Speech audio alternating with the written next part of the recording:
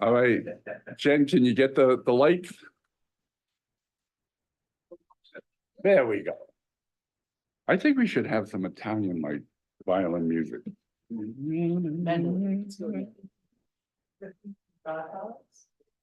What's that?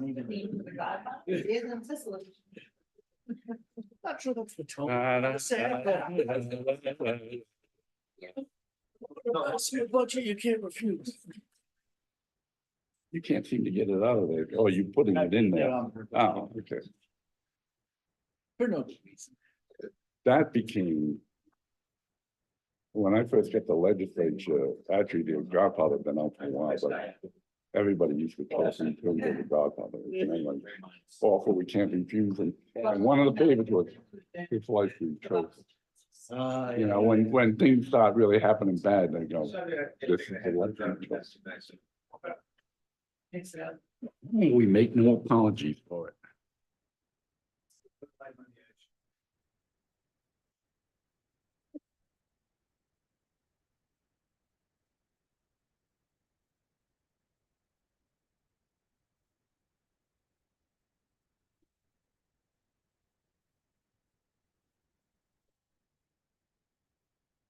I see the crowd looking at the clock, my friend. They're looking at the clock. They're wondering, are we waiting on anyone? Oh, wow. Well, the clock on the clubhouse wall says it's time to go. Stop the clock, it's the US Naval Observatory Master Clock. Now we have it. How we can, how it's official. We're good? All right. Good evening, everyone. Welcome to our April 24th Town Council meeting. Just quick overview of the emergency evacuation procedures. In the event of an emergency, 2 doors on your left, another one at the front of council chambers.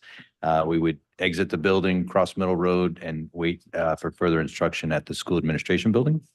If we could all now stand for our Pledge of Allegiance and a moment of silence for our men and women serving in harm's way.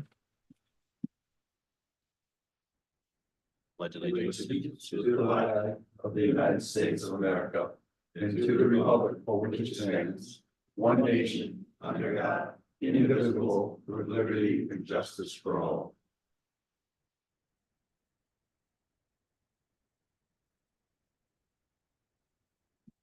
Thank you all.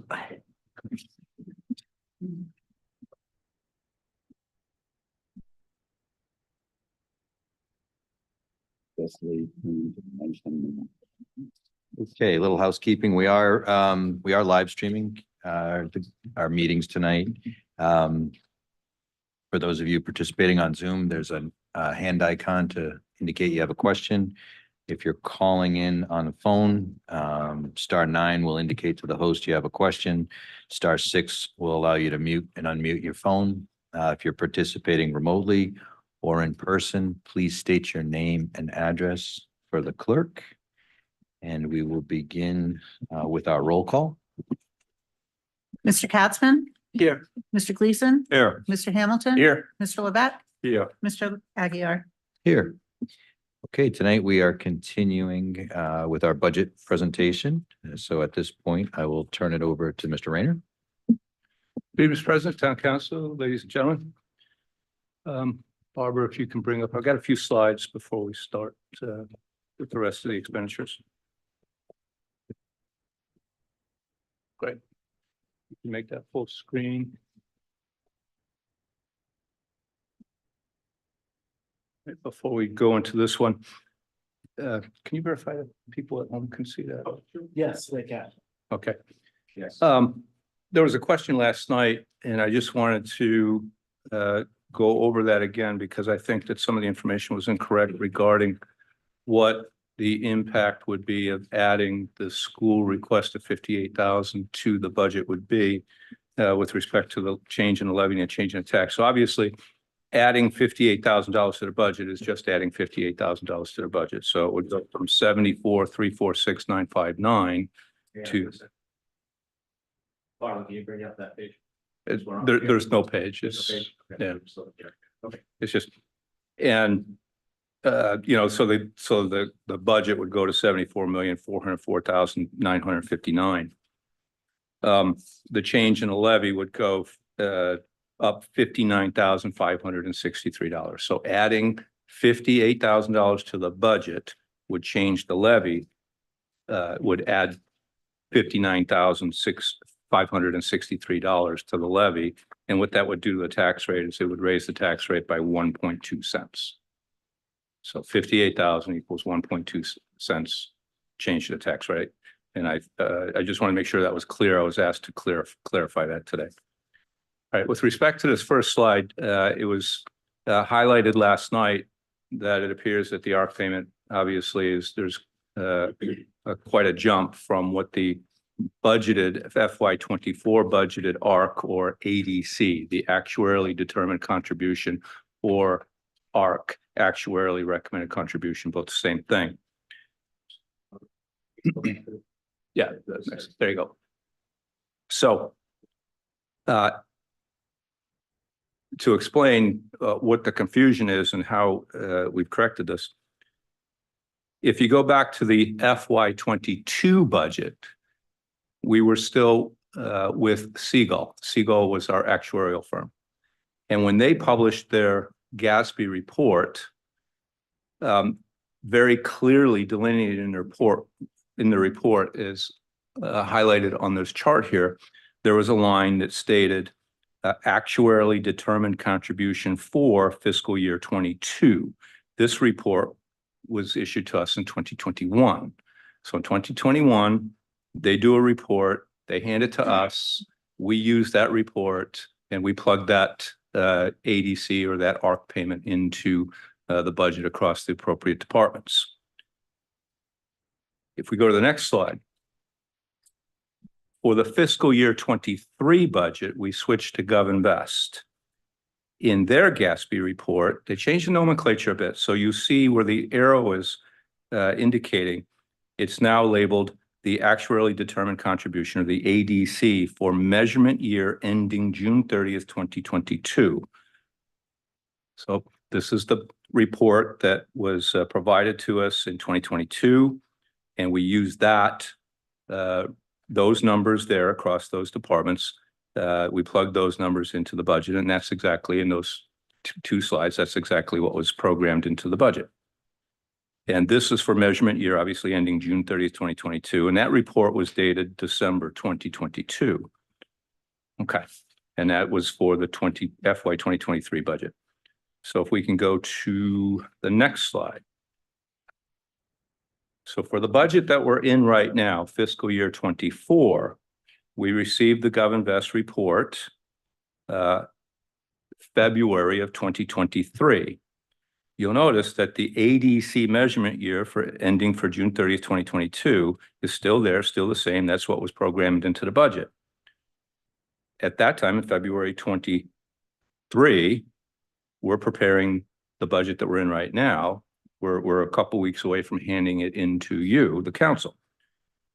So we go by the measurement year ending June 30th, 2023, just like the previous ones. The measurement year ending is what you, for that year that you're in, is what you use to plug into the budget for the following year.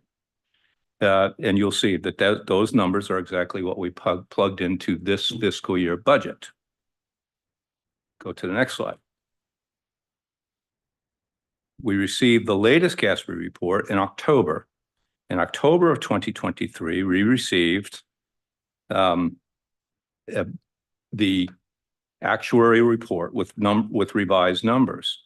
You notice in the preparation, you'll notice this, we noticed this in the preparation of the current budget. So, you know, when we get to this section of the budget, usually in February, we noticed that these numbers have changed. So we had a conference with GovInvest who confirmed that in their reports, we should, for this report, be budgeting the actuarially determined contribution for the measurement year ending June 30th, 2025, which is the last day of our fiscal year. So you notice the Seagull reports were always the first day of the following fiscal year. The GovInvest are the last day of the current fiscal year. So the numbers that we plugged into this proposed budget are those numbers next to the measurement year ending June 30th, 2025. And those are exactly the numbers that are plugged into this proposed budget, the FY25 budget. So if we go to the next slide. So the difference between the February 2023 report and the October 2023 report is $306,604. So you see what was budgeted, then you'll see that middle column on the top there, the revised numbers, and then you'll see the numbers for the FY25 budget, which are plugged in. So the numbers that are plugged into the budget are the first column, FY24 budget, and the third column, FY25 budget. But we have this revised column. If we take that revised number and we subtract from it what was budgeted, that's the 306,000 difference. If we take the numbers that are plugged in for FY25 and subtract from that the revised numbers, the actual increase in the ARC is $96,000. So for the $300,000, this is, we're tracking this. We are well on our way to being able to reallocate money within the current budget to pay that difference so that there's no effect on the FY26 ARC, because this would not be reflected in any actuarially determined contributions until the next report. I know it's confusing, but that's where we're at. We are in sync with GovInvest. We are on track to make that payment at the end of the year. There'll be no effect on the actuarial tables and the actuarially determined contribution for obviously fiscal year 25 and the fiscal years going forward. I hope that explains what happened. Thank you, Mr. Rain.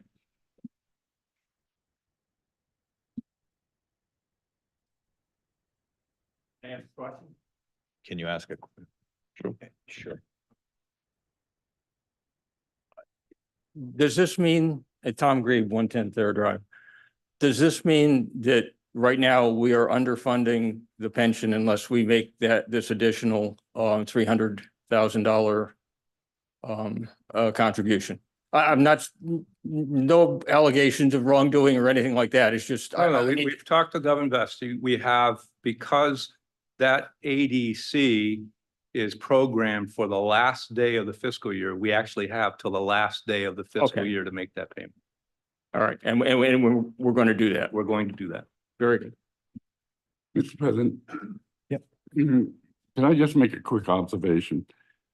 We have a closed system, but it is a system which has a fixed benefit. Is that correct? Well, they're contractually obligated. So depending on whatever contract you retired under, essentially, yes, I understand what you're saying. Well, the thing is, I just recall we were dealing with a lot of pensions when I first got in the legislature in the 90s. And one of the things they indicated is that when you had a shrinking employment base, you weren't bringing in new employees. The employment contribution would raise considerably because you had people closer and closer to retirement. And that any increase in any salary would have to be addressed much more quickly. Somebody comes in 2000, you pay something and they anticipate interest over the years. If you're doing it in 2024, then the person has to account for the fact that that person may retire in 2 or 4 or 5 years. And you have to make the adjustment to satisfy the town's obligation within that. Right. So obviously it's a closed system. As the contributing population decreases, you're right. But that was figured in back in 2012, before I got here. There is a glide path that we are following. The ARC payment goes up or down to keep us on that glide path to be fully funded by 2040, 2041. Every year we submit an entire list of metrics to the actuary, are the number of employees we have, who's eligible for retirement, who's indicated retirement, health statistics, all kinds of things on the employee database that is in that system. So the actuaries take that into account, but yes, And- our and- payment will go up or down. And I agree. And it's also determined, it's also obviously heavily affected by the investment. Yeah. But I think that there's been a little bit of confusion when we use the term close. And people are observing these increases that they may not have taken into account, one, what you have just said, which is that when it was closed, it had unfunded liability. There was always unfunded liability, and we have a plan to make that up. That will be reflected every year in the budget, even though it doesn't seem to make sense when you're just talking about a closed system with no new entries. Okay, and as people get closer and closer to retirement, which will happen in a closed system, there are more and more each increase in salary. I remember our finance director used to tell me, you increase $1, I gotta go do an actuary to figure out what it's gonna cost us down the line. You're absolutely correct. And this is why every time there is a change in the collective bargaining agreement, that is submitted to the actuaries so that they have in their database what all the projected pay increases are until the pension is completely funded. Right, because that's what we are covering. It has to be done that way, but it will have a greater impact in many respects if there's no lower income people coming in, because these people are more immediately facing or coming upon retirement. Yeah, the slides are hidden now. But in the first night, I showed you what was happening to the pension as we get closer and closer to funding it. And there is an increase. And then as we get to 2041, it drops to almost completely zero. Right. Again, I just think there was a little confusion with the term closed. That, I actually think if you can pull up the budget, Barbara, I think it's in there maybe. well, Administrator, I do want, Yeah. I am very satisfied with the explanation. I just wanted to reflect on some thoughts I had with respect to why the increase would be something that might, Here, this reflects, if concern. you go to page 94, this reflects exactly what you were just talking about.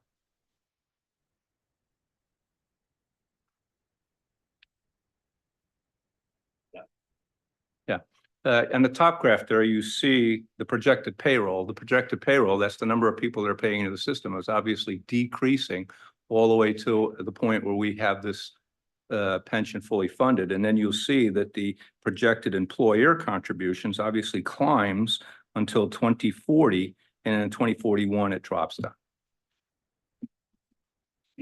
but I'm not gonna be in office in 2044, so that doesn't help me a bit, Administrator. Thank you, sir. Mr. President. Yes. If I could, we get a copy of your slides for the budget book, please. Absolutely. I'll forward those tomorrow. Thank you. And we can post them on the web as well.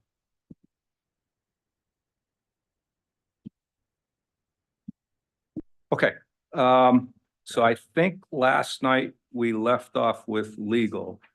We have to do revenue too. Sure, you're absolutely right. So if we go to And page 10. we'll have it 10.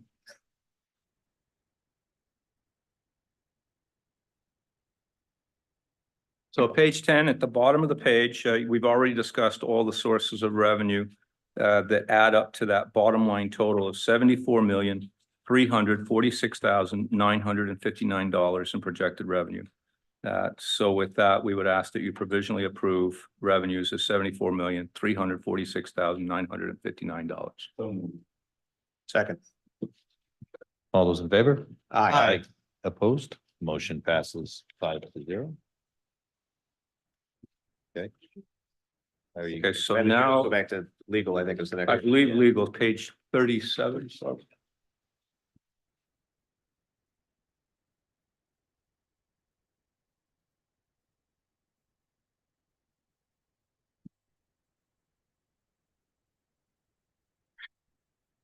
So here, we can see that overall, we are expecting a decrease in legal fees, and this is due mostly to the fact that there are no labor negotiations scheduled for the next fiscal year, and the South Coast negotiation is concluded. So in accordance with this contract, however, the town solicitor does earn a base monthly salary of $6,500 plus $100 per hour for additional services. For budgeting, we combined additional services based on the average of invoices received with the base salary. So the solicitor's salary has not increased beyond his contract. We have simply combined the $78,000 base salary with his additional expenses. This budget is projected to decrease 16.44%. We are asking for provisional approval of $230,054 for legal expenditures. So moved. Second. Mr. Rayner, just a question about the legal fees for the solicitor. $6,500 per month, is that for X amount of hours or is that just a base? That's where he has a list of base services, which he provides, and then anything additional to those base services are charged at $100 per hour. Thank you. Mr. President, just, with all the changes coming up to the zoning ordinances and aligning to the comprehensive plan, do we have enough money in legal fees in order to cover any outside help that we may need in terms of Yes, resources? we've contracted with the consultant, and they'll be working with, obviously, our town solicitor, the zoning board, the town planner to get those in a format that's ready for your approval. But the money is available in terms of that. Right, you'll contract. see that last year in the planning budget, there was $130,000 program for this. Based on that question about the ordinances, is that something planned for calendar year 25? We hope, this is a moving target. Every time we think that we've got all the legislation passed, there's over a dozen more bills introduced at the legislature. So, Okay, I mean, you're talking mostly for the housing related. housing, but that'll affect zoning. I was just thinking about all the ordinances that we, that I think need some help regarding our, bad behavior areas of town, disorderly conducts and public. Yeah, that's drinking, et something cetera. we can definitely handle that in-house, and we'll be talking to the chief and the solicitor Yep. about recommendations. Thank you. I'm not talking about the council chambers, are you, Mr. Gleason? So, On occasion. We have a motion and a second. All those in favor? Aye. Opposed?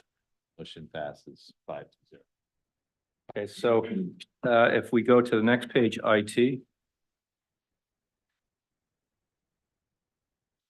38. page 38. Okay, so the IT budget accounts for our coaxial and our fiber internet service, internet security costs, most software licensing, domain name maintenance, website hosting, management of on-site servers and cloud servers, and IT equipment, and equipment leases and repairs. We are also budgeting for an additional part-time IT technician next fiscal year. The reason we are budgeting for an IT assistant is because right now our IT manager, he's not able to focus on IT management. What he's doing is responding to trouble calls every day. It's getting very frustrating. At the same time, we obviously do have an agreement with the school. We do give a small stipend to one of their employees, but it's not enough. I think it's very important for all of us to realize what is happening in the world of IT. There have been a number of towns in cities and towns in Rhode Island that have been subject to ransomware. We have taken this very seriously, and it's also a metric that is calculated in two things that can be very costly to the town. One is our liability insurance, and two, it's a metric that is considered our compliance with industry standard cybersecurity measures and maintenance of our network is now a major factor in determining your creditworthiness or your bond rating. So we're taking measures to stay in front of this curve. This budget is projected to increase mostly due to the addition of that part-time technician and increased software and licensing costs due to transitioning to a government secure cloud service. This is in accordance with direction from our insurer, and as I stated, is now a factor in determining the town's bond rating. We will also begin implementing two-factor authentication to access our network next fiscal year. We are asking for provisional approval of $418,042 for IT expenditures. So moved. Second. Mr. President, I have a couple of quick. We have a $70 million budget. Have you ever had an opportunity to look at private sector and see whether their IT budgets are whatever we just tentatively are approving, 418,000. 418,000, $70 million business? I'm guessing it's much lower. It's considerably, I'll just give you a vignette. A person very, very dear to me works in this field and makes more than I do. And she's 24 years old. The other thing is that I have a disastrous time working with the town email. Is that going to get better? Yes. Operator error? Yes, Probably, probably. I just, absolutely. But every time I We try will, to send an attachment, it bounces back at me. I will say that I've noticed that in the last 2 days with your email, and I just haven't had a chance to sit down with Ray and have him discuss this with you. We'll get it fixed. Yeah, I keep thinking they're just all ignoring me. That's not the case. Thank you. okay, so we have a motion and a second. It's been easy seconded. All those in favor? Aye. Opposed? Motion passes 5-0. Two taxes we did. Okay, We'll go taxes were approved 40 yesterday, so 41. we'll go to page 41, which is planning. As Wow. What timing? Just stop at the podium. Just stop at the podium. Oh, my God. She's I got, was just going to make an excuse for Leah. She's here just by sheer willpower. I hope you're feeling better. she's injured. Thank you for being here. So on the first page, on page 41, you'll see salaries and benefits. I am adjusting the salary of the town planner to ensure her compensation package is commensurate with other department heads and state planners. Last year, we folded the planning board budget into the planning department, and the planning board admin officer salary in this budget is now accounted for in Leah's budget. We are planning to continue the reorganization of the planning department in the next fiscal year. They're quite frankly, they're getting overwhelmed and we need to fix it. This budget reflects the hiring of a full-time planning clerk and the elimination of the part-time planning board admin officer. Those duties would be assumed by the town planner. With respect to operations on page 42, next year, we will see the continued work to completely update our town ordinances to bring them in line with the comprehensive community plan and the new impending zoning legislation. Additionally, there are new required stormwater testing requirements from DEM that we will have to comply with, which are budgeted for in this proposal as well. So overall, planning expenditures are projected to decrease by 6.86%. And we are asking for provisional approval of $519,752 for planning expenditures. So moved.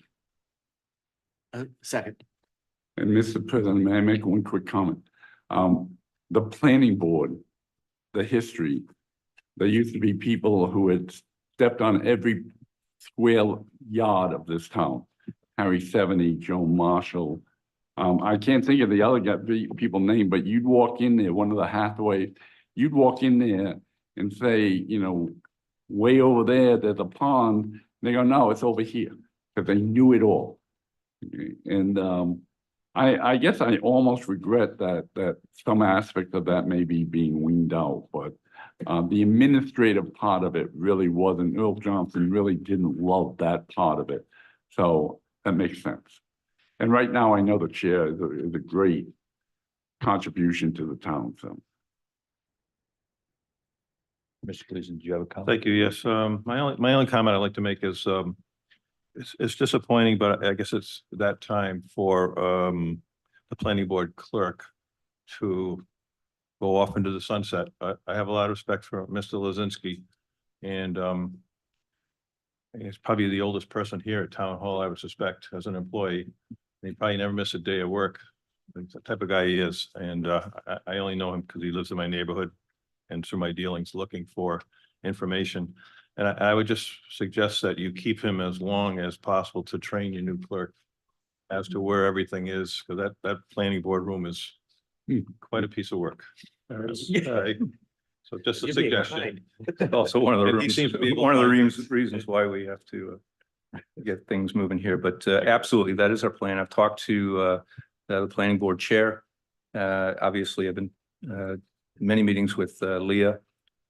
We will bring Leon in and he will still be part of the team, much the same way that the former town planner is still on retainer. And as projects come up that will help relieve some of the burden of town hall, we do turn that over to him. We hope to be able to do the same thing with Leon. If I may, just really quickly, you may have mentioned this and I missed it. I apologize. A significant decrease in professional contract services? Yeah, we were just talking about that. That is the service used to pay for the consultant that's helping us with the new housing regulation. Got it. Thank you. And one last comment, I do want to note that the planner is extraordinary. And even when she disagrees with me or adds things I don't want her to add, I have respect for her talent and her professionalism. And stamina, apparently. And stamina. And stamina. All right, so we have a motion and a second. All those in favor? Aye. Opposed? Motion passes 5-0. Okay. Thank you. So we'll go to the building official, page 43 and 44. No real changes here for salaries. This is all in accordance with the PMEA collective bargaining agreement. With respect to operations on page 44, last year we consolidated the building official's advertising costs and the zoning board secretary into the town planner budget, so they didn't disappear. They're still here. But of note, due to continued growth in building permits and inspections, we do project an increase in the fees that will be paid to contract inspection services. Overall, expenditures are projected to increase by 3.68%. And we are asking for provisional approval of $407,097 for the building official budget. So moved. Second. All those in favor? Aye. Opposed? Motion passes 5-0. The next page, on page 45, that's for informational purposes. That was the planning board budget, which was made part of the town planner budget last year, and it's zeroed out. The next page, on page 46, is the economic development budget. With respect to salaries, it projects a slight raise for the director of business development, and overall, we project a slight decrease in operational expenditures and ask for provisional approval of $50,926 for the economic development budget. So moved. Second. All those in favor? Aye. Opposed? Motion passes 5-0. Okay, Where are we next? all the rest has been taken care of up into page 64, which is recreation. 64. 60. 64. Yeah, we got rec. 64. No, rec. The bottom line's on 67. No, bottom line's on 66. 65. Yeah, so page 64 and 65. So on page 64, this reflects salaries and benefits. I am slightly adjusting the salary of the recreation director, obviously in an attempt to make her compensation more in line with their duties, responsibilities, and her job performance. The recreation department has grown considerably over the last 4 years and is now responsible for park buildings and grounds, the Brown House, contract management, the beach facility scheduling, community engagement, and over 25 recreation camps and programs. Last year, you approved the hiring of a full-time deputy to provide much needed support, and we were recently able to fill this position, and she's here tonight. Raise your hand. There you go. The next page, operations. We do, as is our policy, after the first year, the lease payments for any leased vehicles purchased through the government lease program do transition to the operational budget of the department involved. So we account for the recreational vehicle payment and slight increases in utilities. Overall, we're projecting a 7.1% increase in the Recreation Department expenditures, and we ask for provisional approval of $413,072 for this budget. So moved. Second. And it's flowing, the uptake there. Just a curiosity question. Do people call and reserve soccer and lacrosse fields now? Is that something that we do? Everything goes through the web now on Civic Rec. I'd be dishonest if I didn't say that there weren't hiccups. We still have pride of ownership going on because we didn't have a recreation department for many years, so it's a culture change. But the policy is that the leagues, they have first right of refusal. So when the seasons open up, they're offered the first chance to get onto the web and do all their scheduling before anybody else can get access to the fields. And then once that period is ended, then Beast of the East, Father Soccer, whoever it is, the Audrain, whoever it is that wants to use the fields can go through the recreation department and book those fields. I have to assume baseball's easier. Baseball's so much easier. Thank you, and thank you, ladies, for the troubles. All right. So we have a motion and a second. All those in favor? Aye. Opposed? Motion passes 5-0. Thank you. Next page, page 66, is Melville Park. If you remember, Glen Park was absorbed into the recreation budget last year, so there's just Melville Park.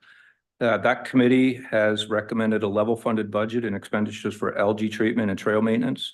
And we ask for provisional approval of $18,000 for Melville Park operations expenditures. So moved. Second. All those in favor? Aye. Opposed? Motion passes 5-0. Okay, that ends the departments. And the next page is page 67. Here you can see the summary of proposed civic support expenditures for the next fiscal year, which were initially reviewed by you in February. Overall, civic support will decrease 17.03% over last year, but $31,500 in funding for the Portsmouth Prevention Coalition, will be provided through the opioid settlement money. And the Prudence Island, as I discussed last night, the Prudence Island Volunteer Fire Department is now a subsection of the Portsmouth Fire Department. So if we were to add back the Prevention Coalition, the civic support would actually increase 2.63%. This budget also reflects anticipated state library aid, which is a pass-through amount of $134,682. So with the addition of the pass-through library aid, I propose $883,613 for civic support and ask for your provisional approval. So moved. I will second that, but I do have an amendment I'm going to make, but let's allow. Up to you, Mr. Chairman. Yeah, no, I appreciate that. Thank you. Nancy Grieve, 110 Thayer Drive, civic support once again. Kudos for moving the Prudence Volunteer Fire Department to the fire page. I have no problem, of course, with the Library, Historical Society, and the Senior Center. The addition of St. John's Large Food Bank is a great addition to this. From page 27, this will be the second year. I think the Portsmouth Education Fund and Post-Prom are great, worthy causes. They should be on civic support. Now, the Prudence Island School Foundation. I have a copy. I'm sure you all can get a copy of the signed agreement by the then president of the council, the chairman of the Portsmouth School Committee, and the director of the Prudence Island Foundation. In effect, that the Portsmouth School Committee says they will reimburse to the town the money that the town votes in civic support. This is my third year on this, but this year I've got it. I now have found $60,571 for the $58,000 that Mr. Hamilton has been looking for the past 2 days. Thank you, Mr. Hamilton.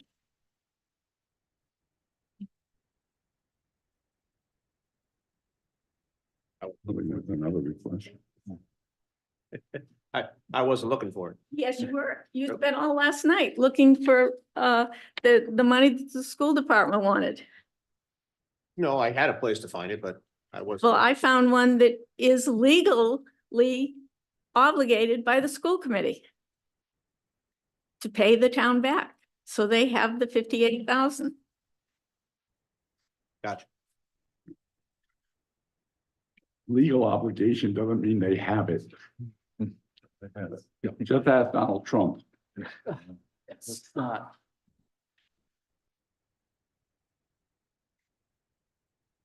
You want to say something else? I have no idea what this driving is. It's fine. It's fine. It's fine. Just want to make sure you're finished. Counselor Levesque, that's a tough act to follow.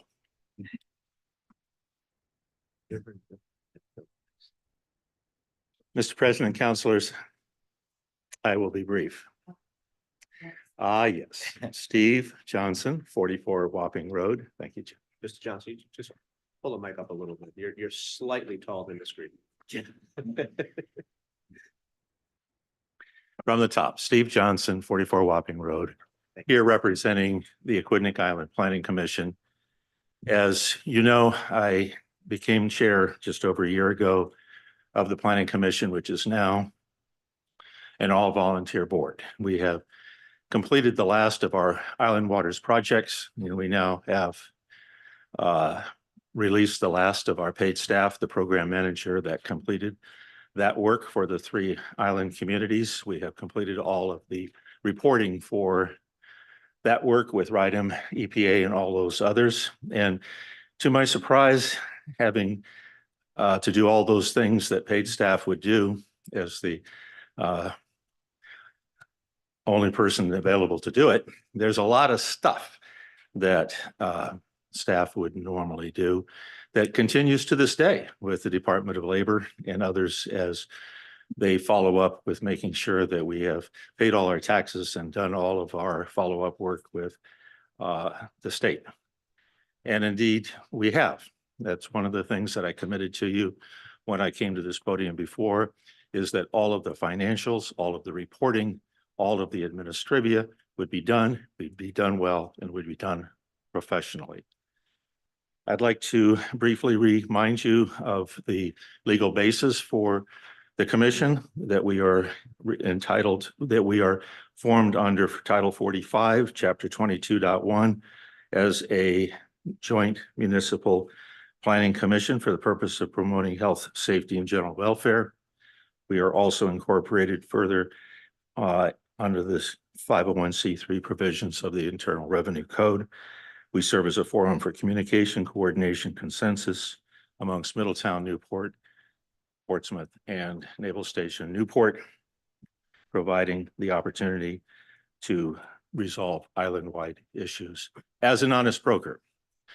That is something that I have seen recently as something that we have not done. We have not done what we should have done. If we look at recent meetings in this room, in the Middletown Town Council with East Main Road, where we had a narrow slice of a problem with the bike lane issue and the road diets, that should have been addressed years ago in a more global way by RIDOT. And who was here to advocate for the entire island on north-south transportation on West Main Road, East Main Road, and not to be left out, Burma Road? There was no such group.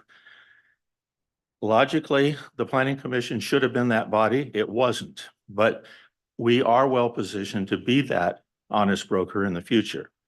Shortly, the island communities will receive millions of dollars from the BEAD funding for broadband. An ISP will be selected to receive those dollars. What will Middletown and Portsmouth and Newport do with those dollars? Who is going to work with the ISP to see those dollars are used the way the town administration and the city administrators want to see? Or will we leave it to the best good graces of whoever commercial enterprise receives those funds? I don't think that AIPC should be that group. Indeed, we've had a problem in that one of our directors was more proactive than perhaps might have been appropriate and leaned too heavily into Middletown and Newport over the last year. And that's a problem that has now been resolved. So we, AIPC, can be part of the solution to that in overseeing what body comes together or what group is constituted out of whole cloth to be able to coordinate that activity. Similarly, with the class resiliency projects that cross municipal boundaries. I don't necessarily see AIPC as being back into the doing business as we were with Island Waters, or as had been proposed by one of our directors, that we become actively involved as the doing body for broadband, telling the municipalities what they ought to be thinking. That is no longer, never should have been. It was never authorized, indeed, by the board as a board policy that that's what we wanted to do. And we now have a brand new director from Portsmouth who's dynamite. Christine? Who's so brand new that I don't even have a name right.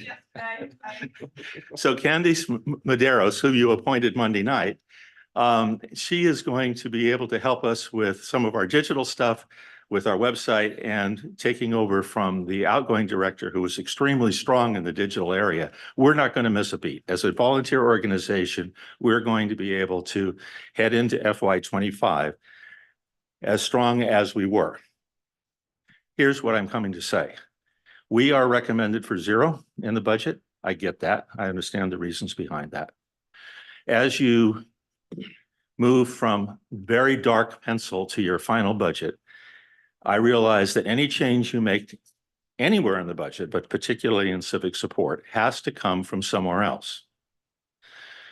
Our friends in Middletown and Newport, who are funding FY25, well, Newport already has, and we go before Middletown on May 9th, and having talked with their council liaison, I think we're in good shape there. They look a little bit askance to their neighbor to the north. I'd like you to consider the possibility of finding at least partial funding somewhere within the budget for FY25 for the 1985 Aquidneck Island Planning Commission, so that we can have at least the opportunity to be that honest broker in those critical areas of inter-municipal planning coordination. I could, of course, go on longer, but you have a lot on your plate. I will sit down unless you have questions. Thank you, Mr. Johnson. Thank you for the opportunity. Yeah. So I think I have a couple motions, but I know we have a motion in a second. Yeah. Gotcha. Oh, wait. Tom Grieve, 110 Third Drive. I'll be very quick. Aquidneck Island Planning Commission has not had one public meeting since June 2023. I don't know how they're making decisions, but it's not open or a public way. That continues the exact same thing that we've been having with them for almost a decade now, some of which was admitted. This is the wrong way to go about that group. Mr. Grieve, the problem is they meet the same time as the Portsmouth Concerned Citizen No, at Larry's house. Let's, Mr. President. we're just going to stay on track. Thank you. All we right, did, so Mr. President, I have a couple of motions. First, I want to make a brief statement. Those of you actually who have the history will know that civic support was actually one of the few items that used to go to a town meeting with almost unanimous public support. People used to show up and cut almost everything else, but civic support not. Library, actually, I believe the rule is that you shouldn't and can't, because there is a contribution from a state that if you don't fund it. The rest of the items here, I just want to mention something. Mr. Johnston has done a yeoman's job of trying to get that organization back on its feet. And in fact, I did watch a little bit of the Middletown Town Council meeting talking about East Main Road, and it became overwhelmingly evident that Aquidneck Island is three separate nations that don't tend to have any interest in working together. Excuse me. They may have an interest, but quite frankly, they have no facilitation. The mayor of Newport is a brilliant person. The people in Middletown that I listened to were all very genuine, very concerned, very capable. I like to say for the most part, that is true of Portsmouth. I believe that actually we ought to get back on the train and start working with the Aquidneck Island Planning Commission. Most of the work, and I am, by the way, one of the liaisons. I have not gone to a meeting, I'm going to say, in maybe 6 or 8 months. It is, however, been the same night all the time. I believe it's Thursday at 5:30. I think you changed the locale to accommodate the fact that you represent 3 different communities. And I don't really know how they advertise it. I don't. But I believe that there has been at least some notification, but certainly you can work on that. Or young lady, you can work on that. But I am going to recommend that we get back to trying to have a reasonably good relationship with the remaining of Aquidneck Island and the Navy to try to address some of the problems that are truly for the entire island. They are not, we cannot be an island. So I'm going to move that we approve their original request, which was $18,000 for the Aquidneck Island Planning Commission. And I will want to point out just one thing very quickly. In the entire area of civic support, primarily because I believe of the reduction from the 4 Hearts, but we are actually at a negative 17%. And most of the things in the civic support should be recognized as things that the municipality should or would be doing if it were not the availability of these volunteer organizations. So once again, I will make the motion that we fund the Aquidneck Island Planning Commission at $18,000 per their original request. Oh, don't make a big deal of it, like, oh my God, oh, unless you're gonna back me. You need to pull that mic down now. He said back, not back. Nobody asked what the planner thinks. Do you want my opinion? Yes. Yes, please. The AIPC hasn't really been much of anything providing substance since I started here. When Mr. Johnson comes in to visit, he's always asking what the AIPC can do for us. In the time frame that I've been here, you blink your eyes and somebody else jumps in. We have the Aquidneck Island Resilience Commission that has sort of taken the place. We're now doing a regional hazard mitigation plan, so we are working together with Middletown and Newport. We're doing regional climate resiliency projects with Middletown and Newport. We are working collaboratively together as an island. And it's not. You're suggesting to me there, for instance, are we doing a collaborative on traffic on East and West Main Road? We have. On the items that have come up recently? We are working with Bike Newport as a collaborative effort. There's multiple projects that are collaborative, and it's unfortunately not due to AIPC. I will give AIPC a lot of credit for many of the projects that they've done in the past. They haven't done too much lately. Steve, bless his heart, he really has tried to get this back up. Both myself, the planner in Middletown and in Newport, had a conversation with him and basically said, we're going in a different direction. He's still trying to promote it. So your argument is that we shouldn't fund it. I think all civic support entities really deserve a lot of money. The planners on Aquidneck Island have really gone a different direction. And Middletown Town Council and the Newport, Middletown Town Council, which has supported it, is doing that contrary to their own planner. I'm not going to speak for Newport or Middletown, but when we did have a meeting with Mr. Johnson a couple months ago, it was of the opinion of both planners that it didn't seem, everybody's town's finances are tight. It did not seem that they were willing to provide the like $18,000. I cannot. I don't believe I received a second, so I'll withdraw my motion. Okay. Mr. President. I have another motion I'd like to make. May I just say something first? In- The motion's been withdrawn, so there's nothing It on the has nothing to table. do with the emotion, Okay. your motion.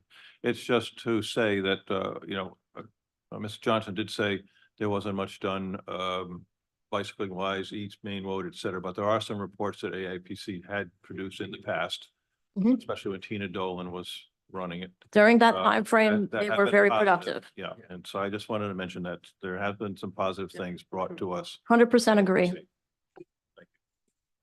Is one of those, what have you done for us lately? I guess. All right, my next motion has to do, and this actually is based a little bit on new information that was brought to us, I think during or after. I want to ask that we fund the wildlife rehabilitators at the amount of $4,189 as they have requested. And if I receive a second, I'll speak to it. That I'll second. I'll second that too. If you recall, at the time this was brought up, most of us had no clue what the wildlife rehabilitators did. And there was money taken from their request to fund St. John's Lodge food thing. I'm not asking that we do anything with regard to that tentative approval we made a month ago or whatever. But I think subsequent, all of us received information by the wildlife rehabilitators, what they do, okay? And what do? They in fact intervene in areas that our animal control officer normally is not involved. And that is for certain types of wildlife that well, actually, I think the indication, our animal control officer calls them. They are responsible or take the responsibility for retrieving whatever injured wildlife there is and trying to rehabilitate it. And I believe that it was indicated that they provide a very valuable service. I think they have a great deal of support within most of the other communities in this state. And Portsmouth being probably one of the most, well, it's one of the largest communities in the state and a lot of vegetation and wildlife. I think it would make sense for us to support the wildlife rehabilitators, and my motion has been made and seconded.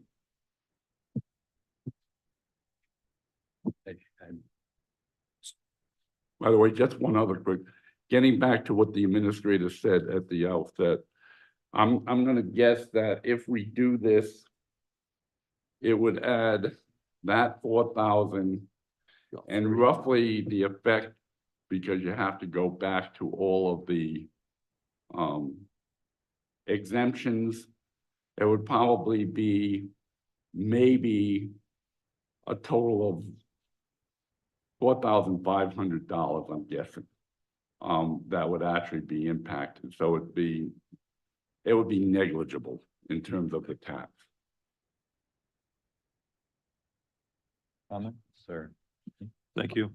I said to Keith, do you have any desire to up the price for the wildlife rehabilitators?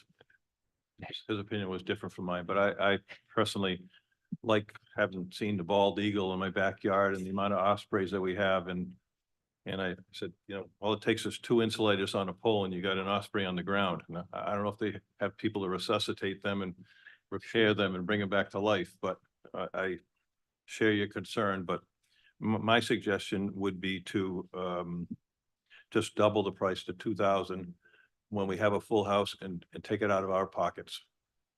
In other words, it would cost us $130 as a council person to support an additional $1,000 and not. I'm not hearing you, I'm sorry. I'm suggesting that we take it out of our pockets, we counselors, and pay $130 a piece and just give them double what we've suggested, give them an extra As a $1,000. charitable contribution? Yes, I may do that anyway. I have a number of charitable donations I make.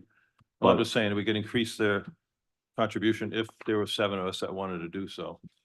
You know, I'm sure we could. Yeah. I also contribute to the Democratic Party. You in on that? sure. Okay, thank you. Appreciate it. Check We in the are mail. here to do the civic budget for the town. Do we have a lot of osprey? Because I swear, Yeah, I tons. see over the. We have tons because I think the offspring of last year's come back and find a new nest. I see They're- over the COVID lot and I have no idea what they are. They're osprey? Yes. So All right, see, But even more anyways. reason. And by the way, they're constituents. They don't pay taxes on them. Osprey would go to the Audubon Society, but we won't go there. I only suggest this as, I'm not going to support your motion and I'm just. I had a feeling that was Just the trying to come up direction. with another alternative coming out of my own pocket. I'll take it and give it to him if you want me All to. right. I'd write the check yourself. That way you can write it off. I don't have any write-offs. Let's move to question. So you don't have to move it. I think all the conversation is stopped. right, so we had Go for a vote. the motion in a second was to increase the civic support request by $3,189 to the original allocation. I believe it was $4,189. But they already have 1,000. They already have 1,000. Oh, thank you. So Math your is your not- 4,500 was probably about right, somewhere in that ballpark, but. Um, Yes. okay, so we had a motion and a second. All those in favor? Aye. Opposed? Nay. Nay. Nay. The motion did not pass. Mr. President, I'd make a motion that we approve the total civic support budget at $883,613. Second. And I know you made a comment about the decrease, but most of that decrease is the 196,000 that moved out from the Prudence Island Fire Department over to the regular fire department budget. So that was the big decrease in it. So Motion. is just, sec- we actually had a motion and a second originally was Mr. Katzman and Mr. Levac. For the. For the approval? 883, 613, okay, Okay, Yes, and then we started off on that. okay. great. Yeah. Okay. And may I ask a Thank you. question because I didn't catch the vote. It was, I know it was 3-2. 3-2. What were the nays Mr. Hamilton, Mr. and what were Gleason, the and ayes? myself. Okay. Thank you. So we have a motion and a second on the 883,613. All those in favor? Aye. Opposed? Motion passes 5-0. Okay, if we go to page 70. Here you'll find the expenditures proposed for our capital improvement plan. There are a number of projects that we will fund through ARPA and they're not included in this discussion. You approve ARPA expenditures as they come up through the year. As a reminder, ARPA money does have to be spent by the end of the federal fiscal year. So that'd be September 30th, 2026. Have we allocated every penny that we need to? There's about $600 left. You need a motion? No. No, I was just asking a question That's about. just information on ARPA because there are some projects that are ongoing and have been proposed. They're not reflected here because they're ARPA and you've already approved those. They don't come out of the general fund, But we have to allocate that by the end of this year, next year, end of 25, or 26. It has to be allocated the end of this year And Right, that's what I'm asking. So Yeah. by the end of this year, we have to find something to do with $600 of ARPA money. correct. There's a guy behind you asking for it. He might have a white beard.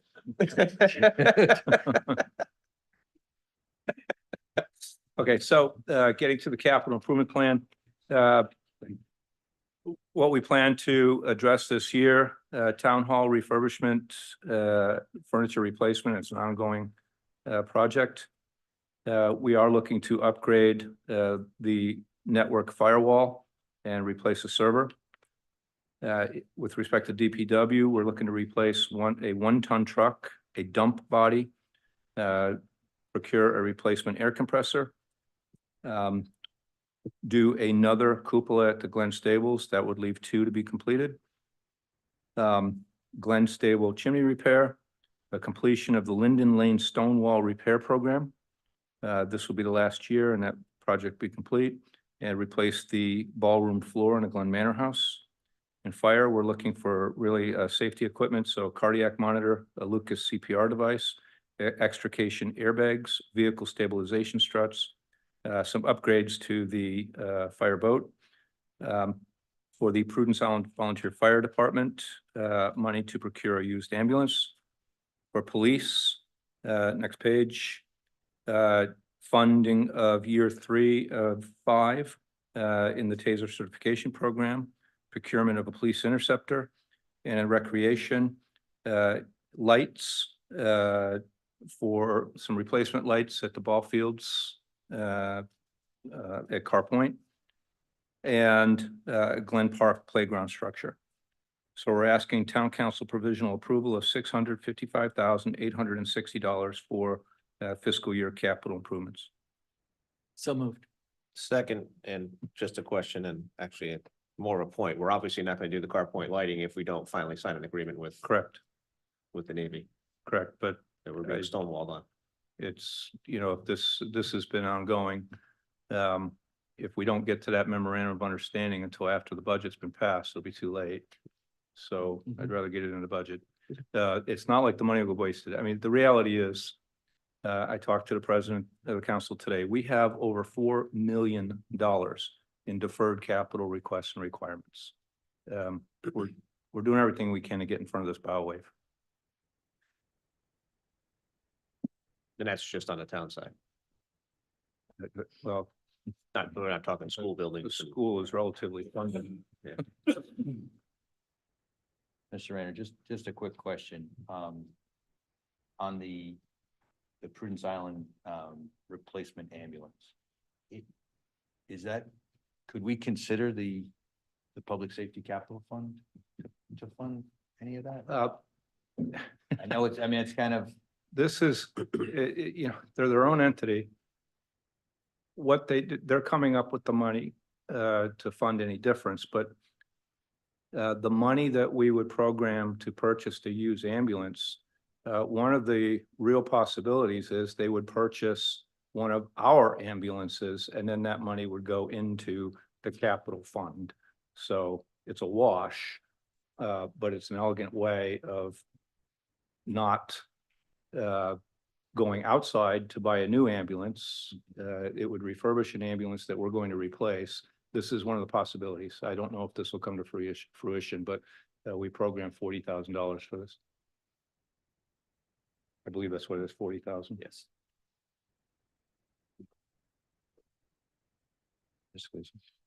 Just a couple of questions, please.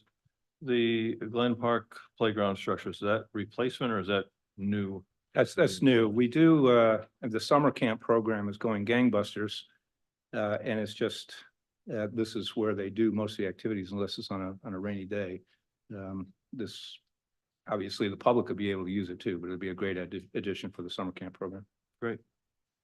The 1-ton truck, just as a comparison, this year it's 98,000. Last year on truck number 7, we paid 20,000. Is that just a cabin chassis previously and reusing a body? What's there? Last year, so you'll it's a you'll see lease. that reflected now in his operations budget, but we did a municipal lease program. And again, I hate using the word lease because everybody thinks that this is like a lease and then we got to turn it back. It's low cost financing for for government only. But it's a way for us to plus up our fleet at a very low cost. But this year, because we already have that lease, we opted to pay cash. The price of vehicles is skyrocketing. You'll notice that the price of the Interceptor is well over $80,000, I believe. Yeah, $85,000. When I got here, you can get a police car for 50 grand or less. And now we've got to get these things ordered now. It's taking well over a year, sometimes over 18 months to get a vehicle that you've ordered. Sure. So, and just going back to that, so Sure. it was 20,000 as a municipal lease for the same truck. Now you pay 98,000. Paying the lease payment is on, it's like a car payment. Yeah. So it's I think we do 3-year leases, is that correct? Right. 3 to 5 year. I can't remember which one. This one's a 5-year Okay, lease. so it's relatively the same. Yep. In the long run. Okay, thank you. The Glen Manor ballroom floor, is this new or was this on your 5-year plan? No, when the concessionaire, this has been added to the 5-year plan because when the concessionaires came on board, they did an assessment of the building. There are a lot of issues with Glen Manor House. Yes, sir. But the ballroom obviously would be something that would enhance the use of the facility. It's getting more facility or use Yeah. than it ever did before. And the reality is one of the draws is the character of the building and the wood ballroom floor, but I don't know how else to say it. High-heeled shoes are murder on this ballroom floor, and we're Sure. just running out of wood to sand anymore. All right.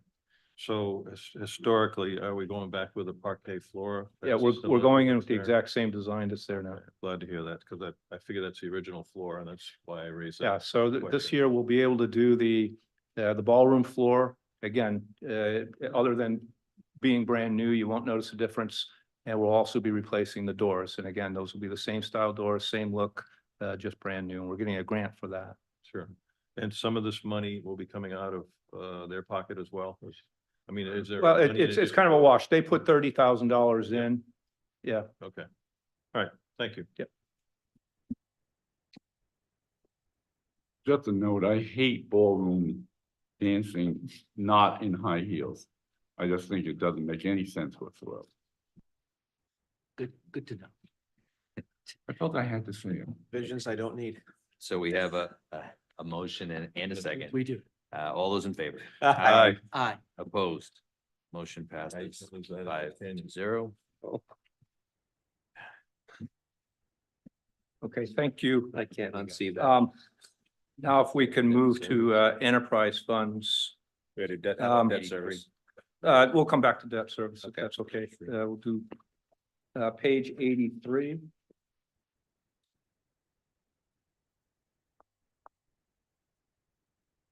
Okay, so just everybody always, it's just a little primer. I do this every year so people understand what we're talking about. This has no effect on the general fund. Enterprise funds are established to account for operations of a specific activity. So enterprise funds are segregated from the other town funds and accounts with the intent that the revenues generated by the enterprise activity will be devoted principally to funding all the operations of that activity. So in plain language, the revenues generated by this activity, these activities are intended to pay for the cost and the operations of those activities. We have 3 active enterprise funds. Beginning on page 83, we see the Glen Farm Equestrian Center. So in accordance with the concessionaire's contract with the town will be paid a base fee of $19,422 plus 5% of their annual gross receipts. An amount not to exceed the first $5,000 of revenue share generated shall be immediately credited back to and invested in repairs, renovation, and long-term maintenance. The Director of Economic Development and the Finance Director monitor this through regular reviews of their submitted financial statements. There is currently, I believe, you'll correct me if I'm wrong, but $105,000 in a restricted account to be used for repairs and maintenance in the Glen Farm Equestrian Center, and that is growing. So with respect to revenues, we expect a remittance of the base fee of $19,422. And for operations, we project expenditures for grounds, maintenance, and repairs, and we request provisional approval of $19,422 for this fund. So moved. Second. All those in favor? Aye. Aye. Opposed? Motion passes The next active enterprise fund is the Headley Street Transfer Station on page 84. There's no vote required as this budget was previously approved in November.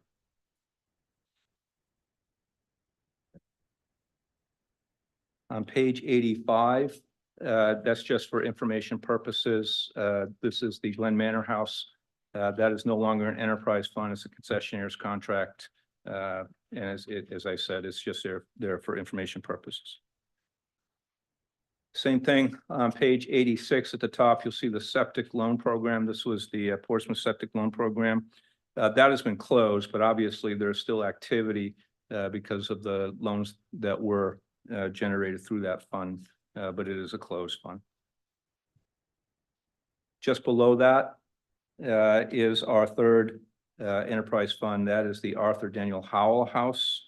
And in accordance with that agreement, the vendors are obligated to remit a $30,000 base fee to the town. Also, as part of the agreement, the base fee gets credited back to the vendor for continued renovations to the building. This is also monitored by the Economic Development Director and the Fire Marshal, and we asked for provisional approval of $30,000 base fee and the $30,000 credit. So moved. Second. All those in favor? Aye. Opposed? Motion passes 5-0. Okay, so we passed over the debt service. So all that is a breakout of our bond debt service. The leases are covered. You've already approved the leases because those are in the operations budgets of the respective departments. So if we go to page 26.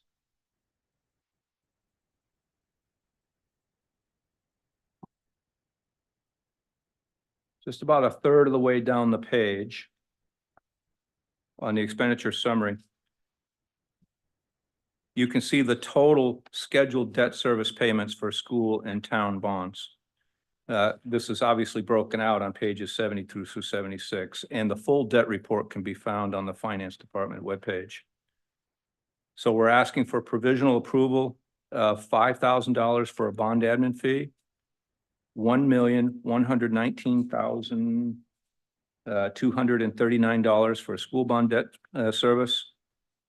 I'm sorry, $1,119,020 for school bond debt service, and Nope, 239. 239. I'm sorry, my eyesight is horrible. Okay. $5,000 for the bond admin fee, $1,119,239.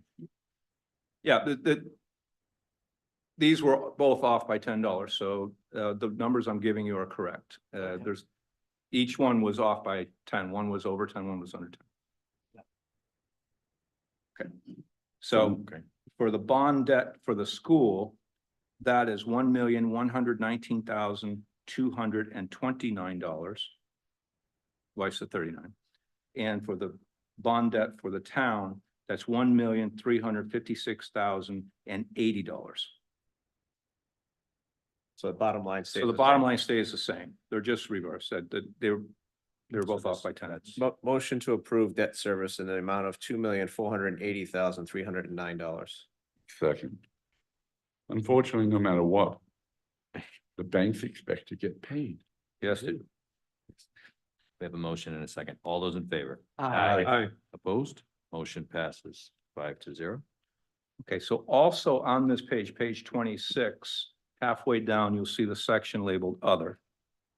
There are 4 proposals in this section that have not previously been approved: OPEB, Open Space Reserve Fund, Capital Reserve Fund, and Town Contingency.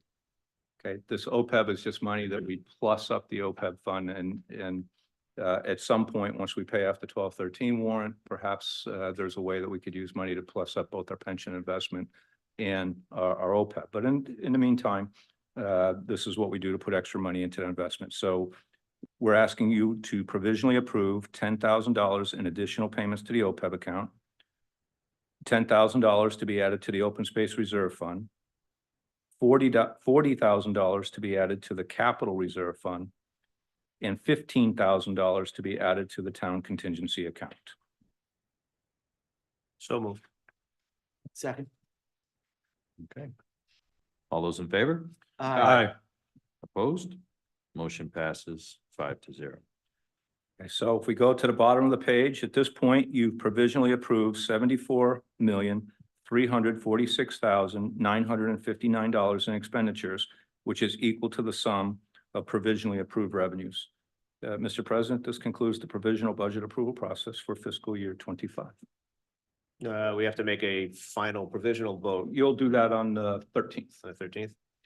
No. or you can do it tonight if you want to. I don't want to do it tonight. Because you've approved everything, you can do it right now. Provisionally. But it can be brought up anytime between now Can and be then. brought up anytime.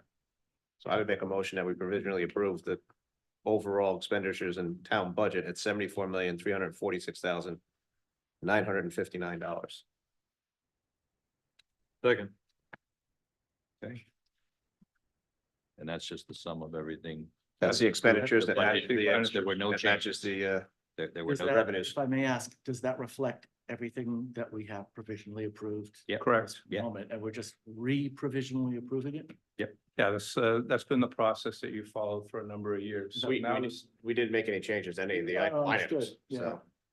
So But so we understand that when we go to the next meeting, which is when we finally approve it, there has always been tentative, Sure. not desiring to change what we have accomplished and had out there. So I think it is. It doesn't matter. It can still change. It could still be changed if Yeah. new information comes in that.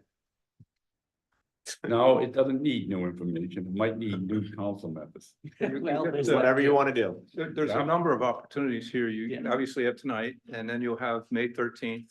You'll provisionally approve the entire budget. Then there's the public hearing in June, and then there's, of course, the final budget approval at the end of June. So we're not done.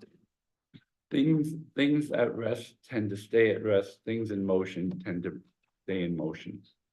Just been my experience along with Eileen. You just described my dog.